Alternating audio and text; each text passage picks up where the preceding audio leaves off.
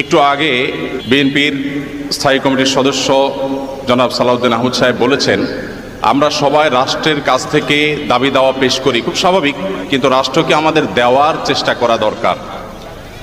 তার সাথে পরিপূর্ণভাবে সহমত পোষণ করে একটি কথা আমি বলতে চাই, সেটা হলো এদেশের 3 লক্ষ মসজিদের কমপক্ষে 6 লক্ষ ইমাম মুয়াজ্জিন রাষ্ট্রকে দেওয়ার জন্য প্রতিনিয়ত চেষ্টা করেন এবং দিয়ে যাচ্ছেন। দুর্ভাগ্যজনক বাস্তবতা, স্বাধীনতার 50 বছর পরেও ইমাম মুয়াজ্জিন এবং আলেম ওলামাদের কোনো অবদানের স্বীকৃতিটুকু রাষ্ট্র কখনো দিতে পারে নাই।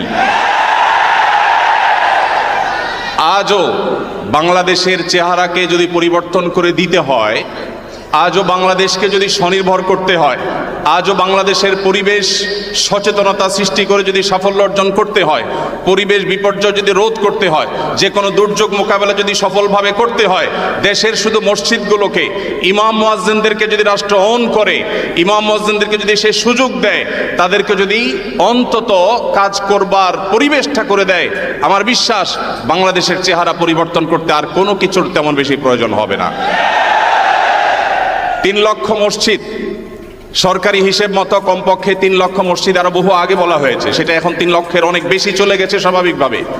3 লক্ষ মসজিদে প্রতি জুমার দিনে 12:30 থেকে 1:30 পর্যন্ত এই সময়ের মধ্যে গড়ে যদি 100 মানুষ একটা মসজিদে জুমার নামাজে খতিব সাহেবের খুতবা শোনার জন্য আসেন, তাহলে 3 কোটি মানুষ হয়।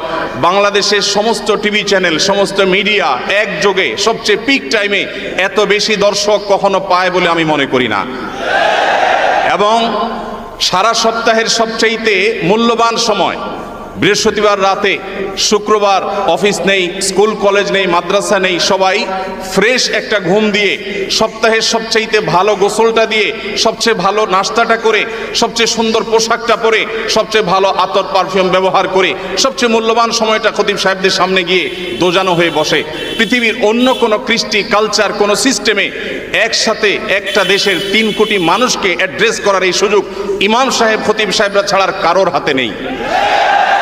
ইমাম সাহেবরা যদি চান, তাদেরকে যদি রাষ্ট্র আসলে সুযোগ দেয়, তাহলে সেক্ষেত্রে তারা অনেক কিছু করতে পারেন। ইতিমধ্যে আমরা দেখেছি রোহিঙ্গা শরণার্থীরা যখন আমাদের দেশে আশ্রয় নিয়েছে, সবার আগে ঝাঁপিয়ে পড়েছেন এদেশে ওলামা একরাম।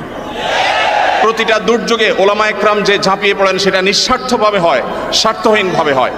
আমার উদাত্ত আহ্বান যে আগামীর বাংলাদেশে এদেশের মসজিদগুলোকে, আলেম ওলামাদেরকে যেন রাষ্ট্র অন করে, তাদেরকে কাজের সুযোগ দেওয়া হয়। কোনো বেতন ভাতার সুবিধা দেওয়া, এটা আসলে দয়া দাক্ষিণ্যের বিষয় নয়। এদেশে